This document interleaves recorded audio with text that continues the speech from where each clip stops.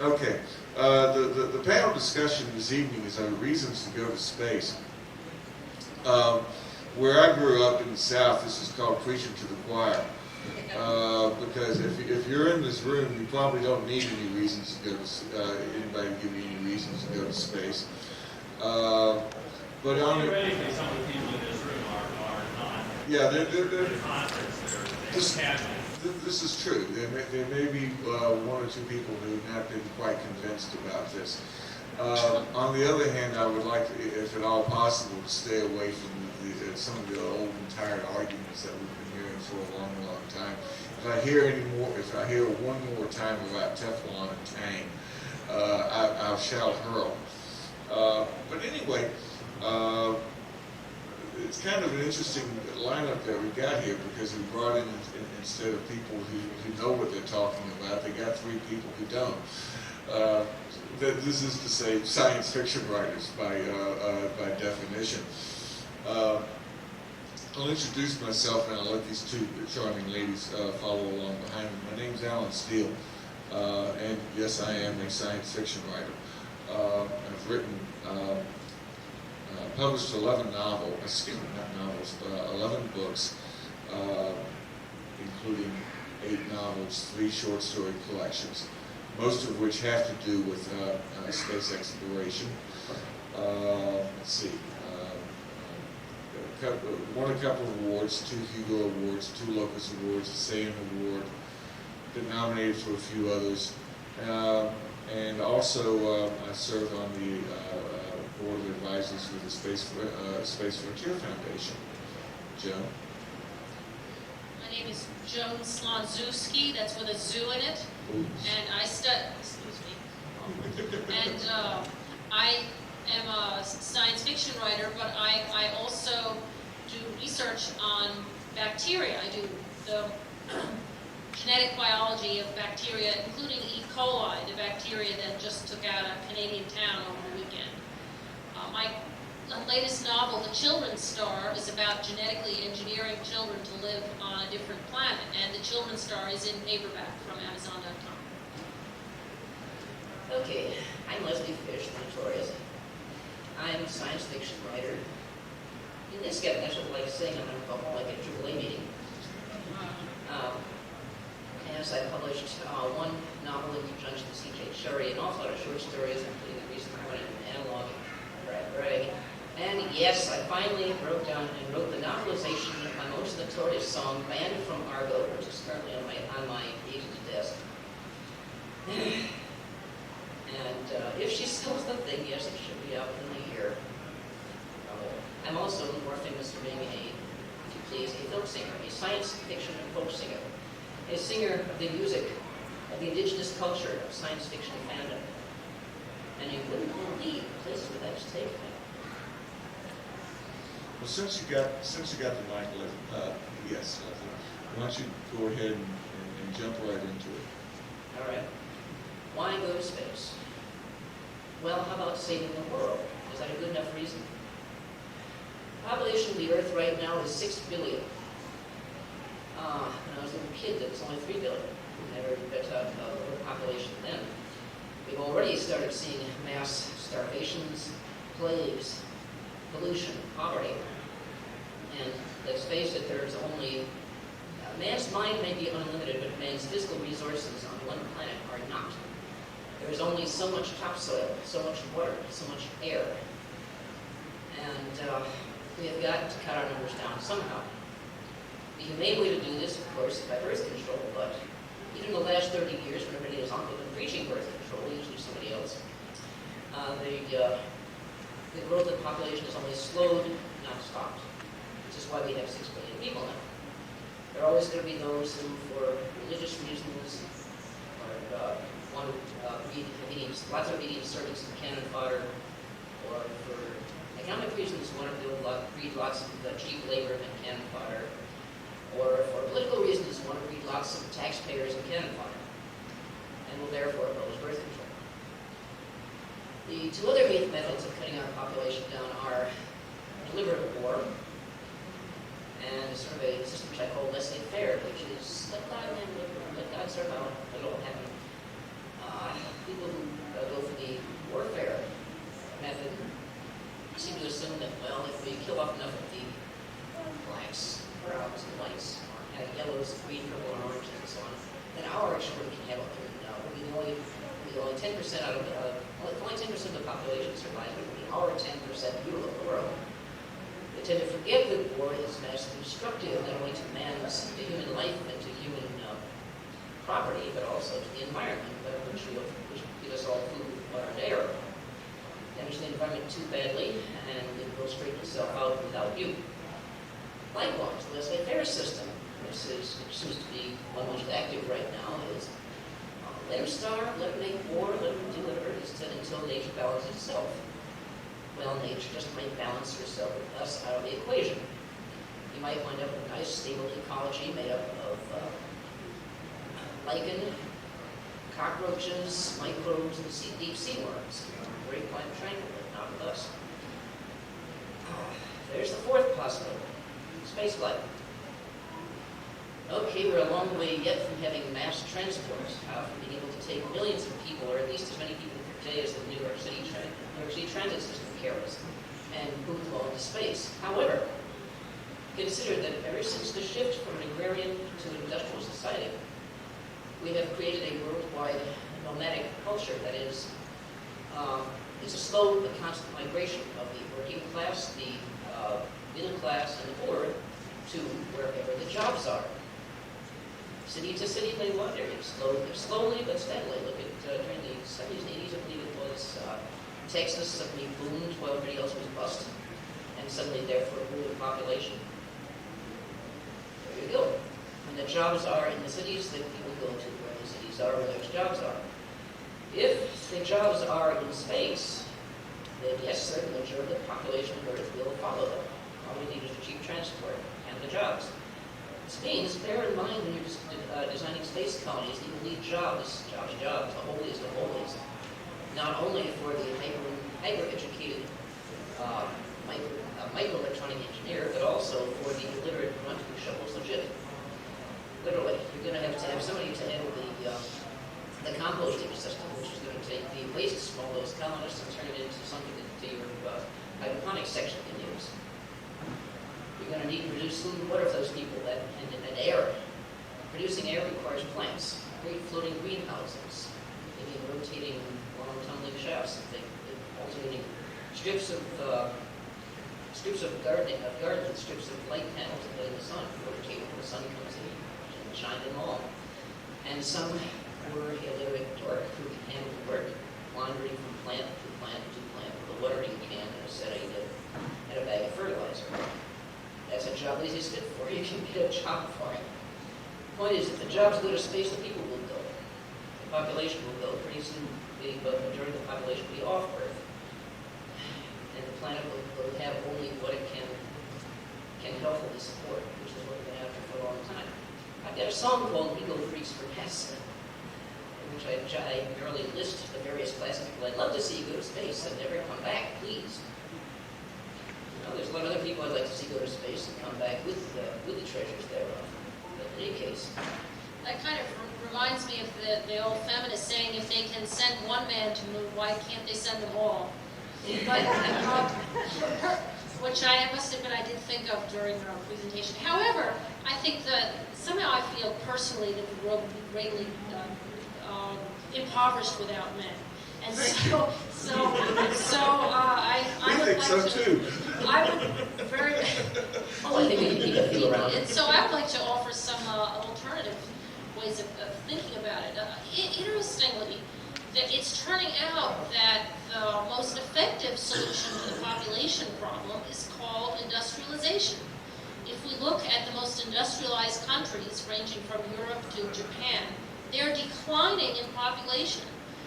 America would be declining in population except for our massive immigrants. Even countries such as India and Indonesia are declining their birth rates much faster than expected. So I don't know. I'm hoping that there are reasons besides sending our unwanted neighbors out there to go into space. Our unwanted poor, our unwanted rich, our unwanted beggars, our unwanted rulers. And One of the things that I think is exciting about going into space is that actually going out into space makes us appreciate what we've got on Earth all the more. If you remember that scene from the video, the Apollo video that we saw, the scene of that Earth appearing over the moonrise, and just seeing that Earth from the space capsule, I believe that that scene itself, more than anything else, had a profound effect on the consciousness of the world, because people all over the planet saw that scene of the Earth as perceived as one whole from outer space. That really proved once and for all that we are one world. And I know that people of all languages and cultures were very much affected by that. And I think that when people have gone out into space and have seen what it's like to have to live out there with all the different things you have to go through, to all the elaborate machinations that you have to go through to survive being in a space capsule for a short amount of time, it makes you appreciate what it takes to have a biosphere the size of the Earth back home. And I think ideas such as the Biosphere 2 project have been inspired by that. The idea that you can go out in space and see the whole Earth as a biosphere made people think, well, could we have another biosphere? But look at what it takes to create something like Biosphere 2 to support it. So, for me, speaking as a biologist, that's one of the most exciting things about going into space, is what it teaches us about our own Earth and what it takes for us to live here. Okay. I'm going to take issue, respectively, but I am going to take issue with the point that both of you all made regarding the reason to go to space.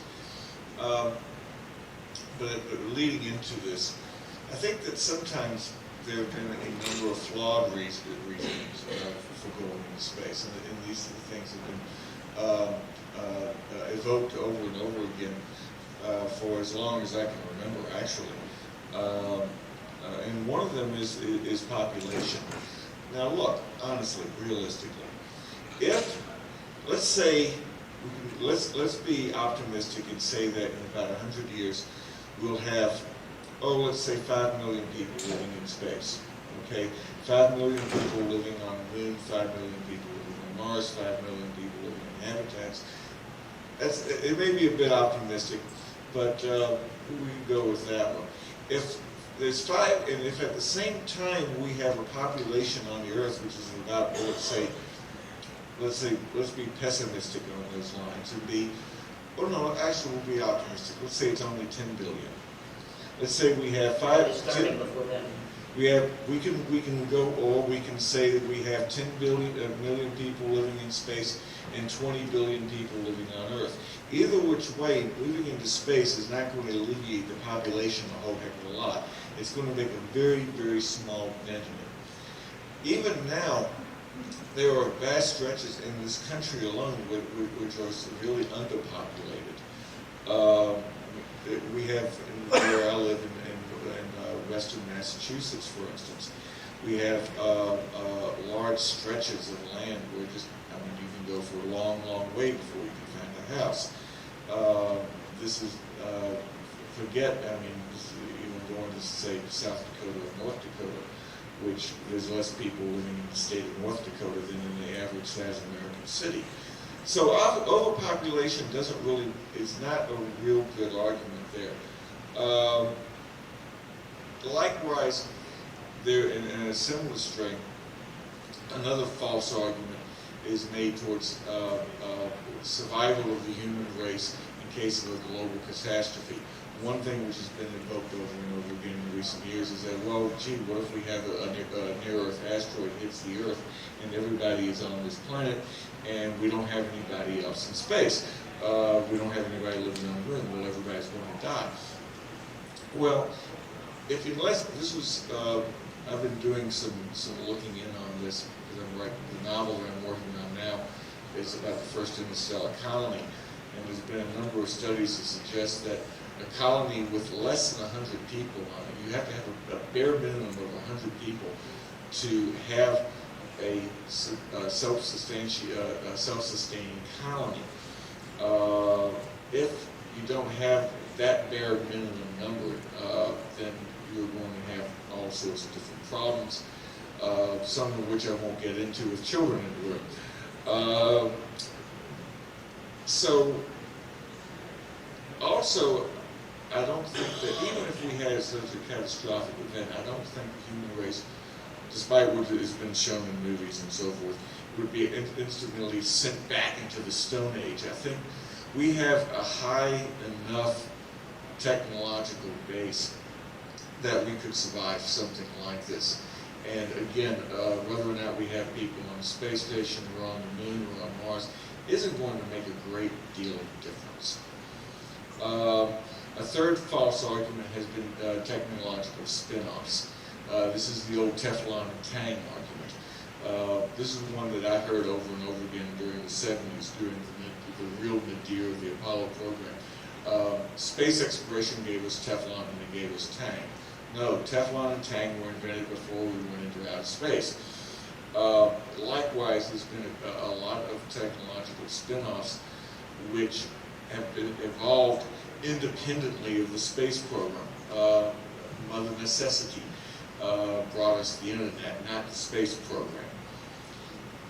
Indeed, if we completely ended our manned space efforts, if we had no manned space program, if we stopped construction of the International Space Station, if we grounded the shuttle fleet, if nobody ever went up again, if all we ever did was send up weather and communication satellites, I think the human race would survive. We would survive, but we would not prosper, and that's the difference we have to think about. Living is not just about survival. It's not just about keeping a roof over your head and keeping yourself fed. I mean, if you did that, if you just stayed home and fed yourself and never went outside, you'd have a pretty poor life. There is something in the human spirit that says either individually or collectively go out there and explore. And this is what space exploration ultimately does for us. It gives us some place to go. It gives us a new frontier, a new horizon. There's not very many places like that left on Earth, with the sole exception of the deep ocean. Most of the Earth has been not only explored, but it's been explored all over the place. I mean, there's very few places where you can go on the land on this planet where you're not going to find, if not somebody living there, then you're going to have traces of somebody has gone by before you. And indeed, in the deep ocean, they have found, and deep submersibles have found things like tennis shoes and beer cans several miles down, where ships have dumped passing cruise ships have dumped their garbage overboard.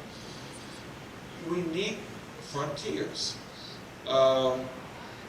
We need it for many different reasons, and there's some very practical reasons, and I'll get on to some of the practical reasons in a minute, because I'm going to pass the mic.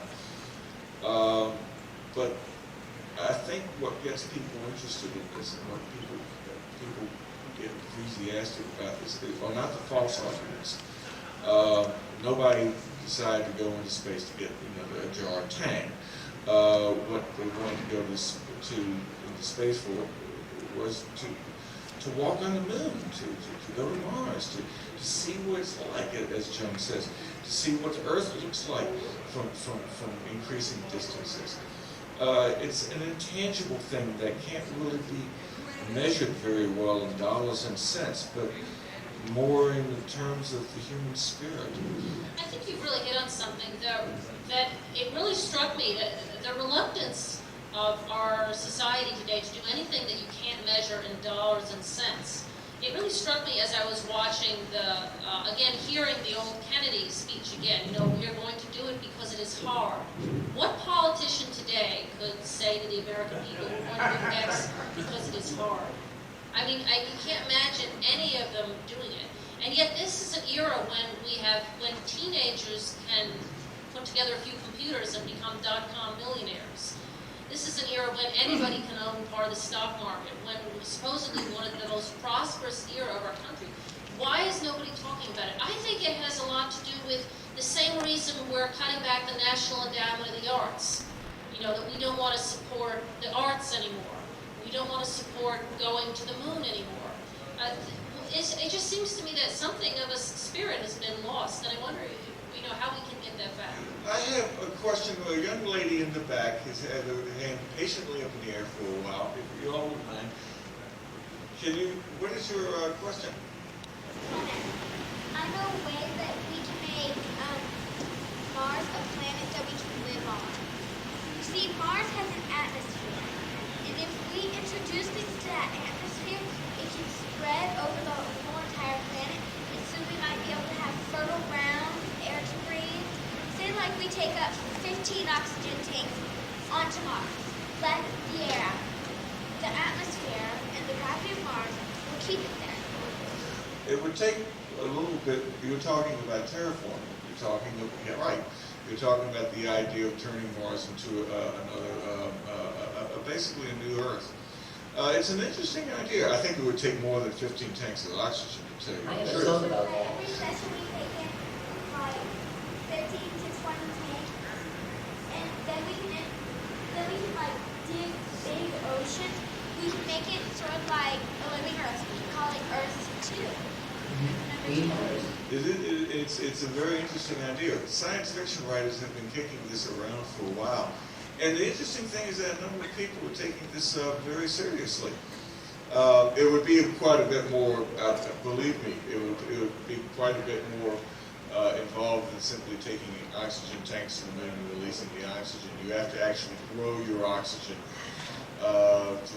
well, actually, Joan could probably explain this a heck of a lot better than I can. Yeah, it's actually little known that all of the atmosphere, most of the atmosphere on Earth today was created by microbial action, by living organisms. Both the oxygen and the nitrogen were produced by living organisms. Otherwise, our atmosphere would look a lot like Mars, just a very thin carbon dioxide thing. And so, if we could get some microbial action growing on Mars, we could, you know, in another, I don't know how many thousands of years, generate an atmosphere that eventually might be close to something we could breathe. And there are some wonderful novels written about that. I think that Kim Stanley Robinson's Red Mars series is excellent for that.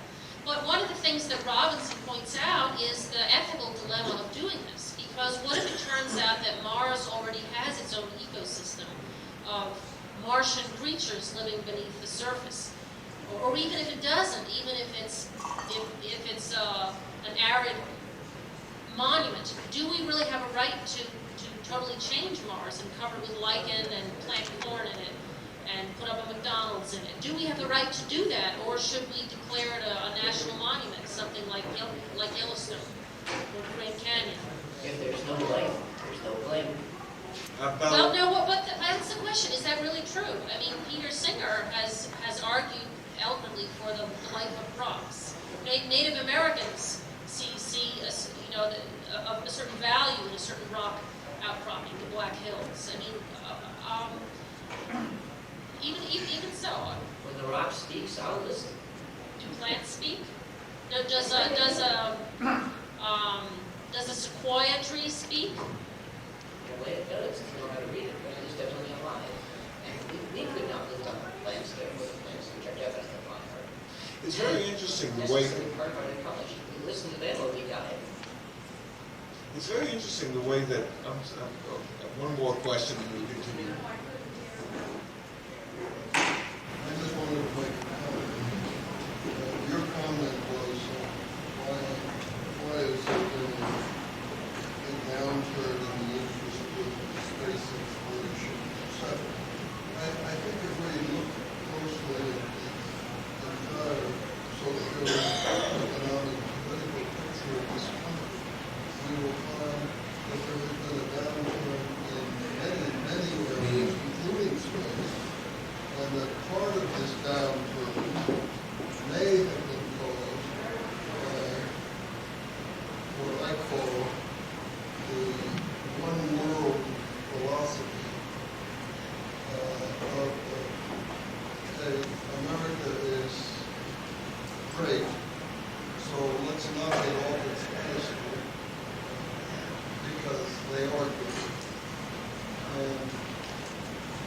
that's a mistake, I really do, because we have led the way in the past in many areas, and in many areas that benefited various speakers. I don't think that there has been a downturn of interest in space. Actually, I think in the last 10 years or so, we've seen an upswing. You see this in small ways all around. When I lived in St. Louis, once a year I would go into public schools and talk about being a science fiction writer. Okay?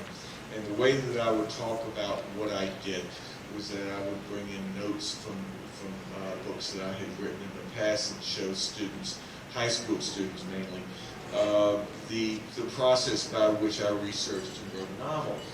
And you would, typically I would speak to about, let's say, 30 kids at a time.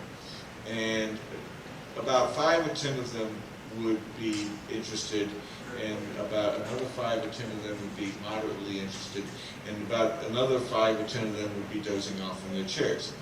All right? Then I would start bringing out pictures of Mars, maps of Mars, spacecraft that I had designed, and everybody would wake up. They were sincerely, honest to God, interested in this. And that's just at one level. You see, all through, if you look at popular culture, you see images of spacecraft all over the place. You see it in TV commercials. You see it in rock videos. You see it in fast food. You see it on billboards. One of the images that, Buzz Aldrin has to be the most photographed man on the planet, honestly, because that image of him standing on the moon has been seen over and over and over and over again, countless times.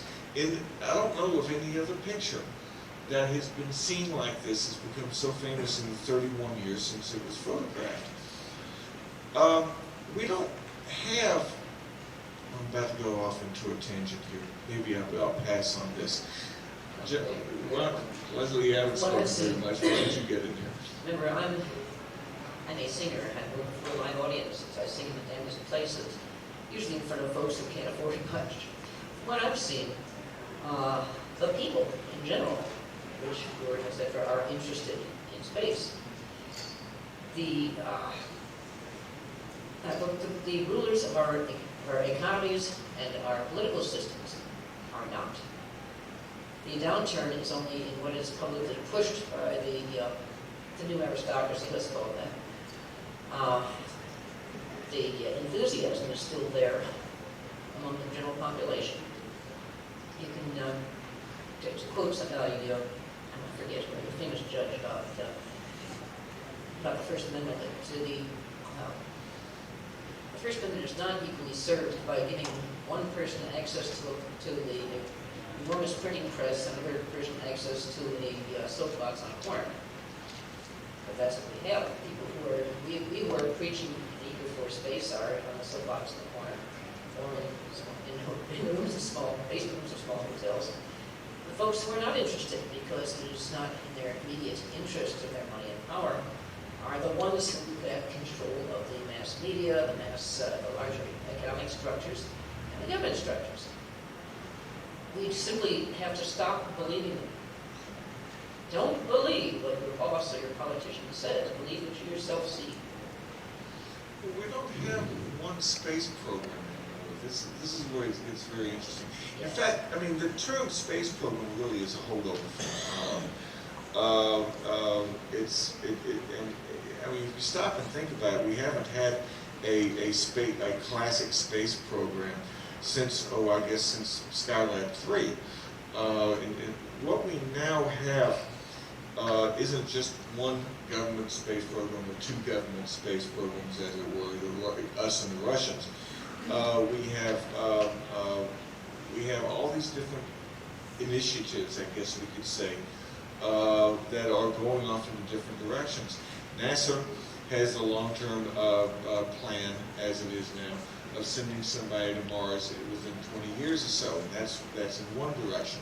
Private industry is looking at, there's a great race going on right on everybody's noses by about a half dozen different companies to develop cheap access to space.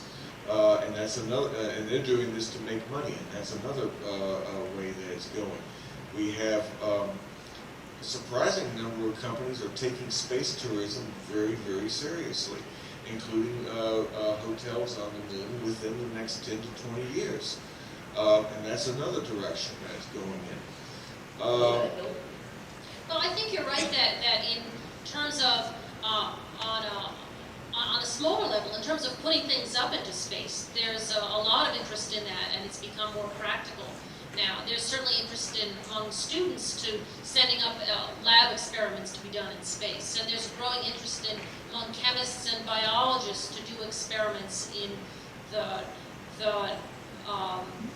low gravity atmosphere and environment. And so there's a lot of interest in putting things up. There's a lot of interest in the technology that comes from having satellites out there. The whole idea of GPS. Again, looking back to Earth, that perhaps the most significant effect of the space program on Earth is the fact that we now have those satellites up there, and we have GPS technology, global positioning, that's going to be in our automobiles, so that anywhere you're at on the planet, you have a position, and you have global positioning.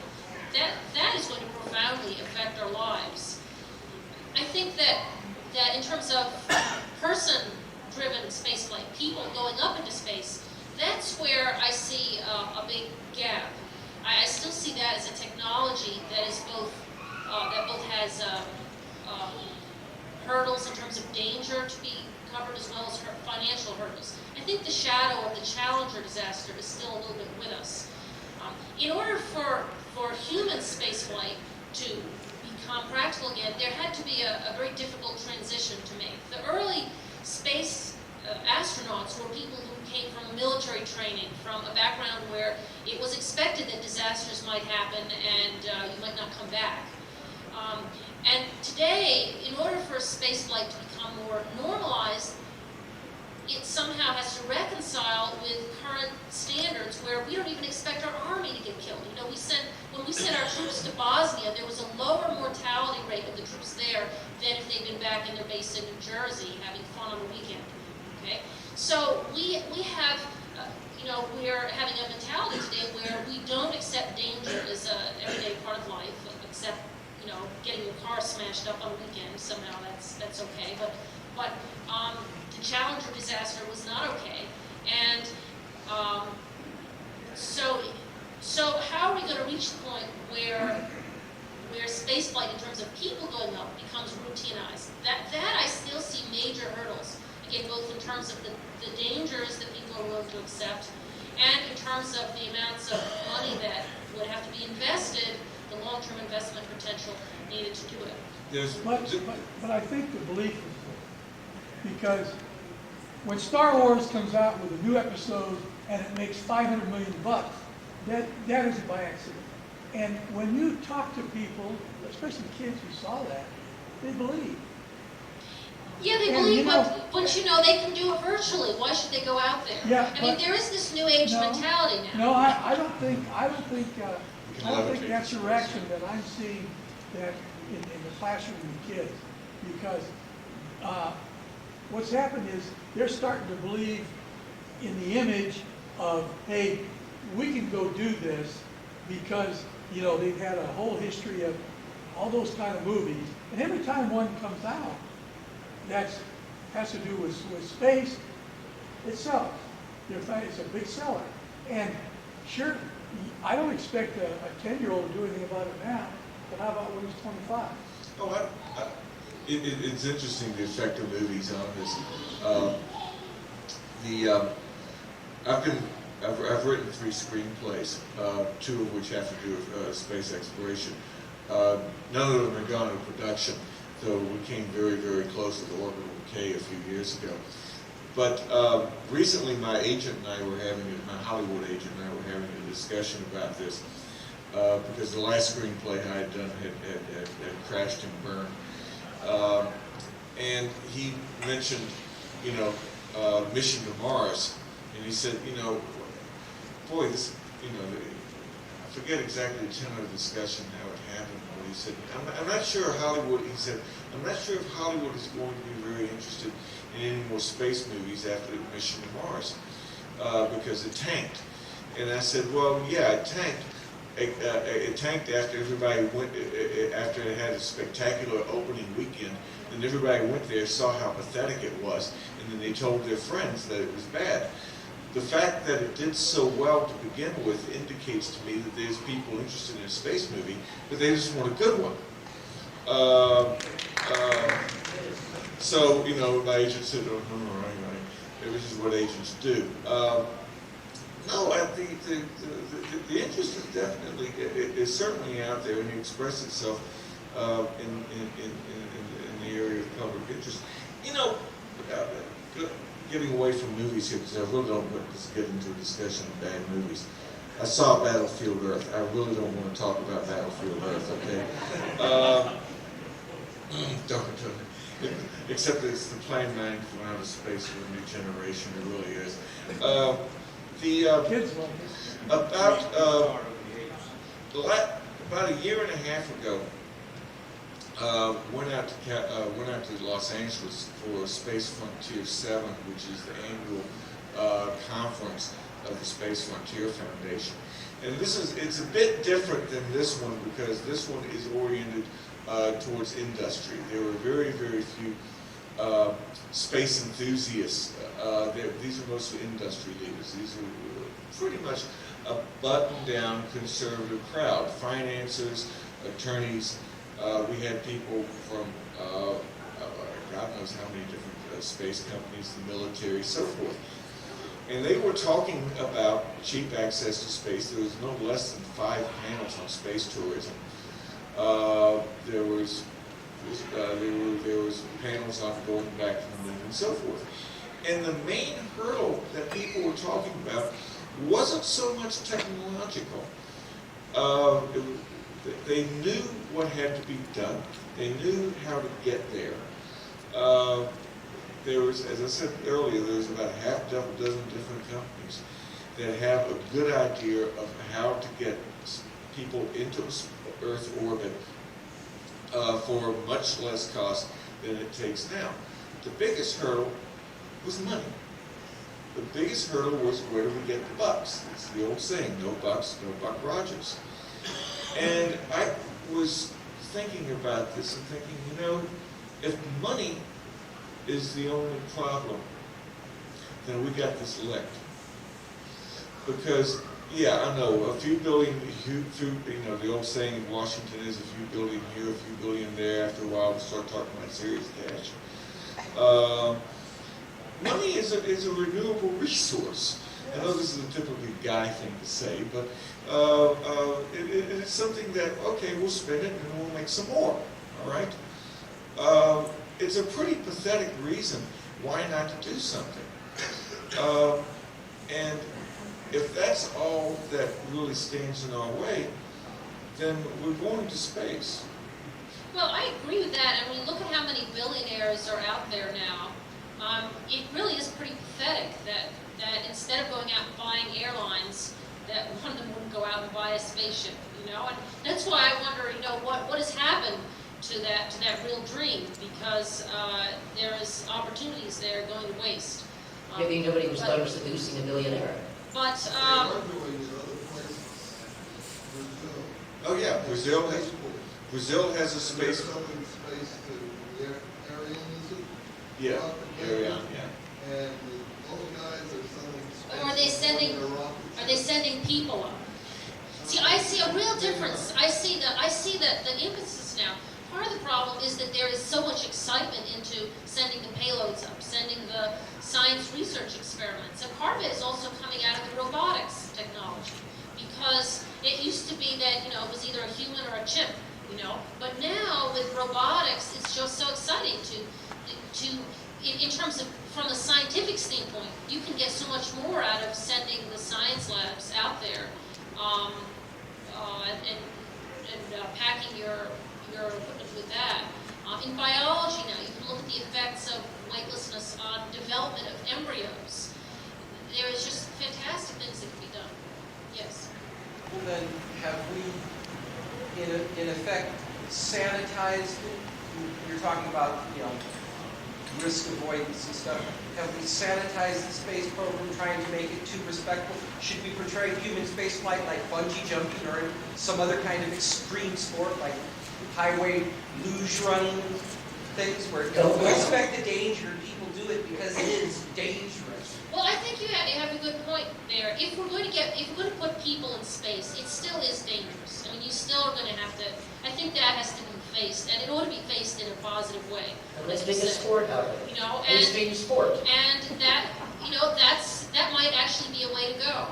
Okay, That would sell. because just from a standpoint of the exciting things you can do, there are these other ways to do it. First, you should look at the X Prize. It's $10 million for the first person to build a ship that launches 3 people into a suborbital thing and back down.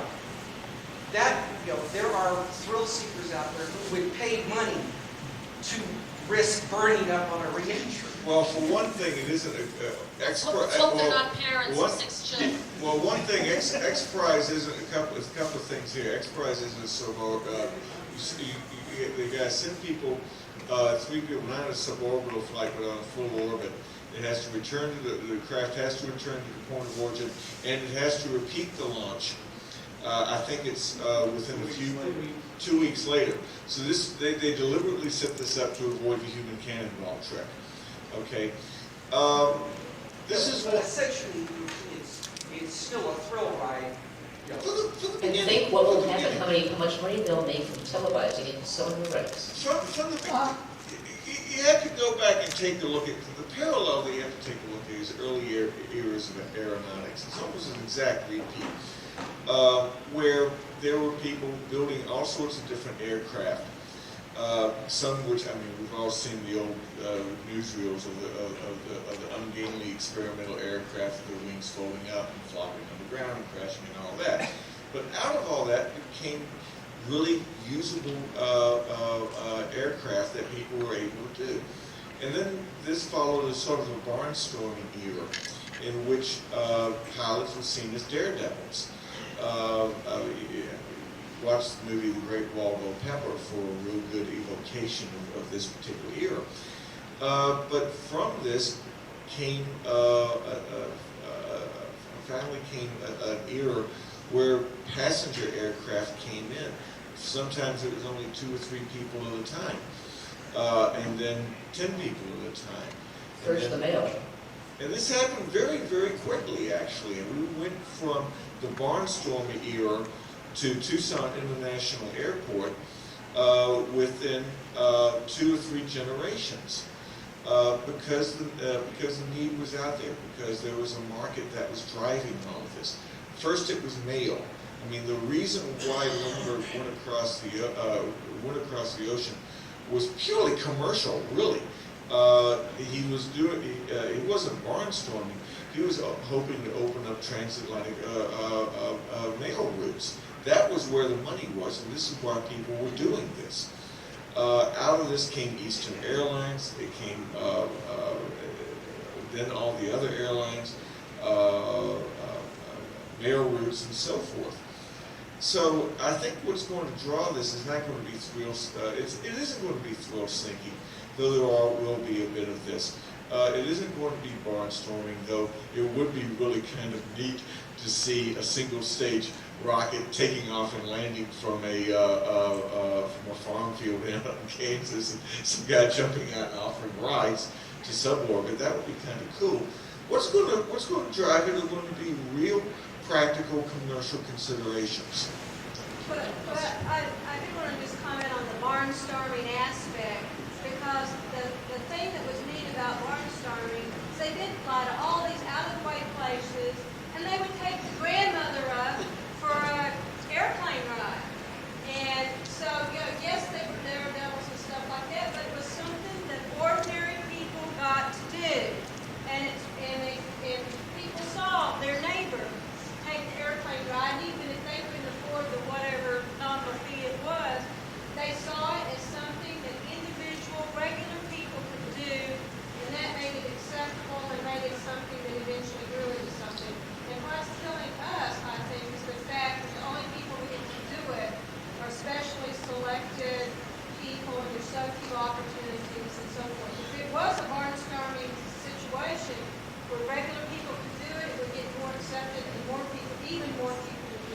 but hopefully, knock on wood, in 10 years or so, if you have enough money, you will be able to take an orbital trip.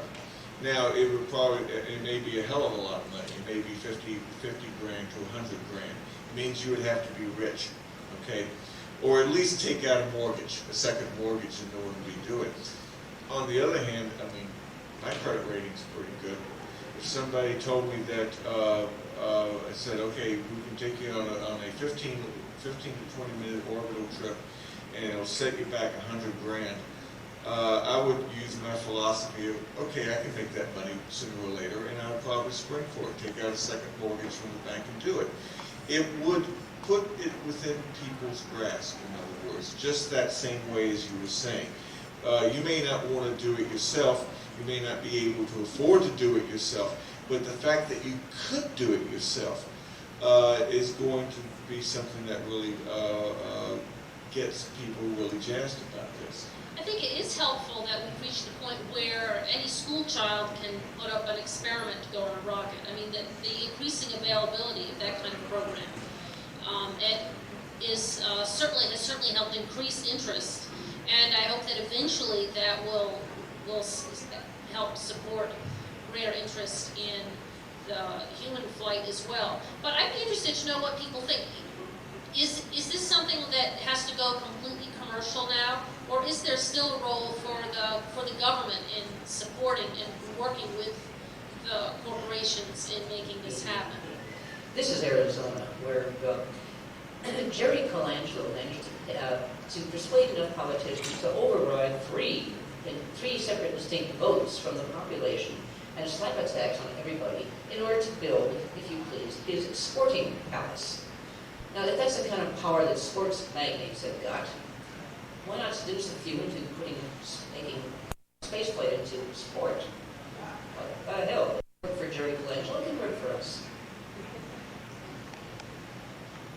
Let's get this gentleman here I first.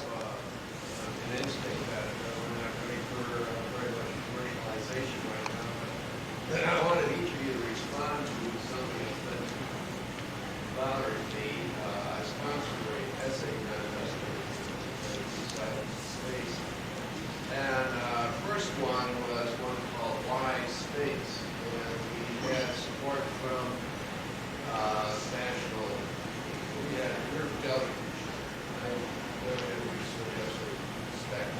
Cool. Well, because none of them really want to play my game. And I couldn't believe it. Going through hundreds of these papers, and I got what occurred to me, and I think people are moved by either greed or fear on migrations because it's economically nice. Migrations occur because of fear. And I thought that the red giant capacity of our sun dictated that we get off this planet, or get the capacity to get off this planet to survive. I don't know of any sun that is not going to be a red giant, and it's going to happen. To me, it was like mathematical certainty that we had to move on. Now, I'm telling you, this is years later, and nobody mentions that. Election.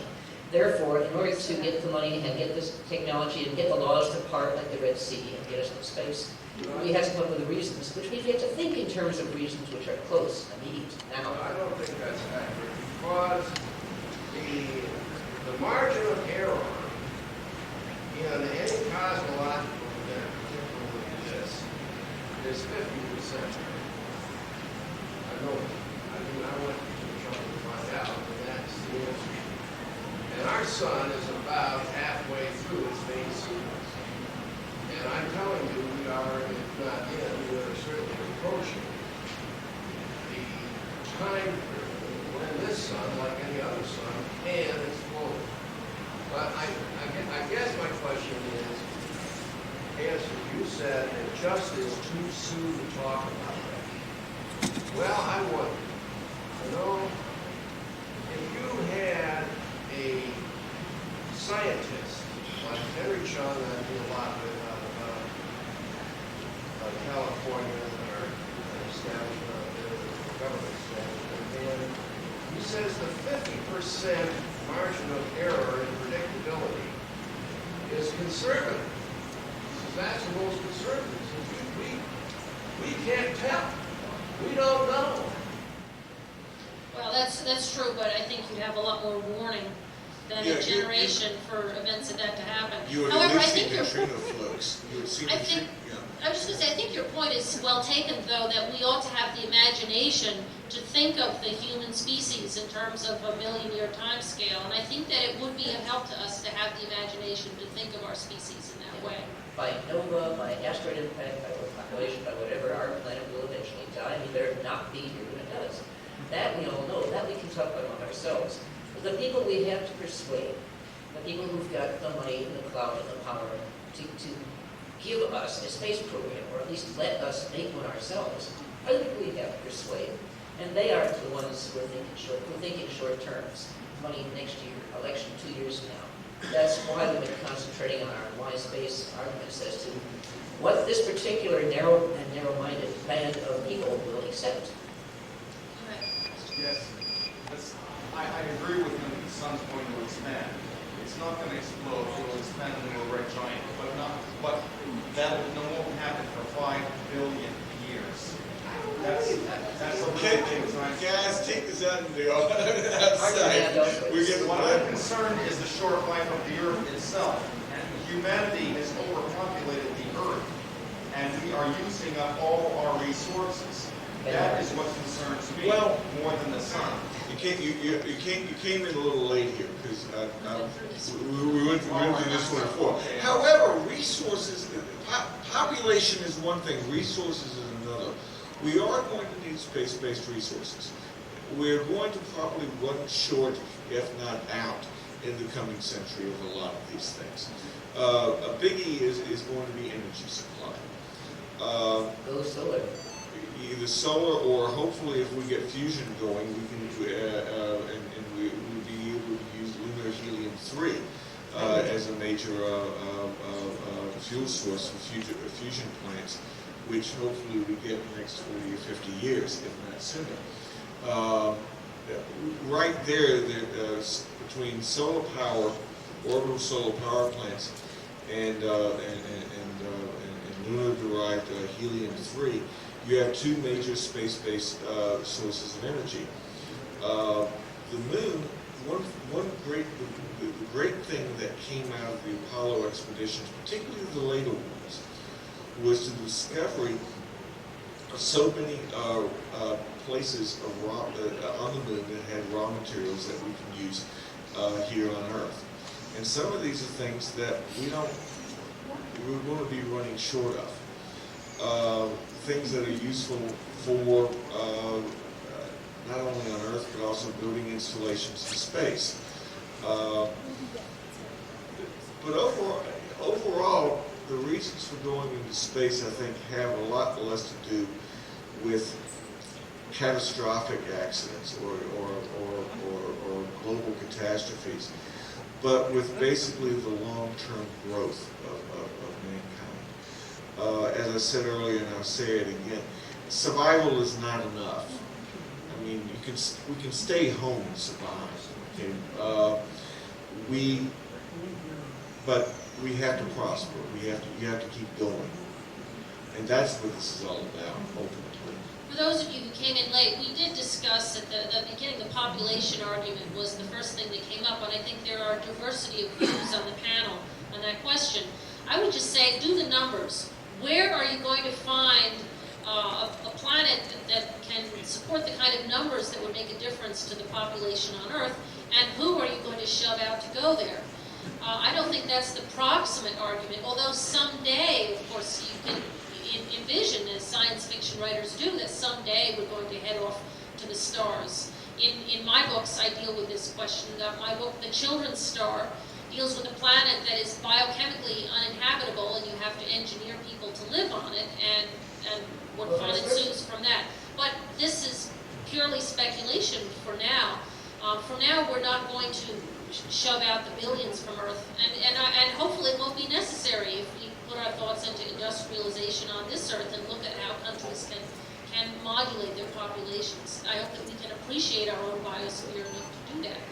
But as we've said, that the reasons for exploration have to do with the human spirit and wanting to explore, to uncover new resources, to discover life on other planets. There was tremendous excitement over the idea that Europa might have life on it somewhere.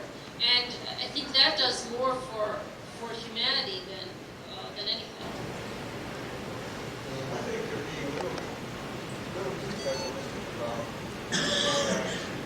space on Earth's population level. It's not that we'll be exporting zillions and zillions of people to space, but that the space economy will develop to make it easier to support people on Earth. Or urban colonies. If you build them, they will come. Well, okay, so you're saying that importing resources from outer space will. There'll be a specialization. And that's another There'll be a number of people. There'll be a number of people who will say, "Go to space? What? Are you crazy? I'm very comfortable right here." But you can make more money there. Or it isn't just money. It's like. Well, what was it that has always been? Of course, here we talk about all these great ideals, but why did people go out in the past to found new worlds? I mean, people came to the Americas or to Australia because they were convicts, or they thought they'd make it rich. 90% of them starved. Running away from the or law. from their religions. Or running away from their wives. So they went for a variety of reasons. But to talk about the economics, none of those colonies actually made a net profit for the colonizer. I mean, it made net profit for certain elites in the colonizer, but on the whole, the colonies were a drag on their mother countries. I mean, that's probably the real reason why the United States and Canada became free, because it just wasn't economically worth protecting them from the Native Americans anymore. Well, the colonies may have been a drag on elites back home, but, Europe's population has grown by order of magnitude since those days, and I think part of the reason it could is because of interaction with the Americans. In the 19th century, both Ireland and Sweden lost half their population to the United States for the same reason. Famine at home, cheap transport, and welcome cheap labor. And literally half the populations of both countries took off for space. They can have it. I look at, in about 100 years, I think there's going to be enough people living in space that, not only that, there will be people who, I think in about 100 years or so, there will be people who will have been born in space. They will have been born on the moon. They will have been born on Mars. They will consider Earth in about the same way that, well, as I consider Scotland. I mean, I'm Scottish American. I've been there twice. I've been to Glasgow and Edinburgh. I know where a couple of good bars are. But my last remaining relative who was there, died, I think, about 10, 20 years ago. I mean, there's going to be people who will think of Earth in that sort of a way. Oh yeah, I got some distant relatives there. Once went there, place sucked and I left. That's essentially how they're going to look at this. I think we are definitely at the end of our hour and over. Thank you all for showing up.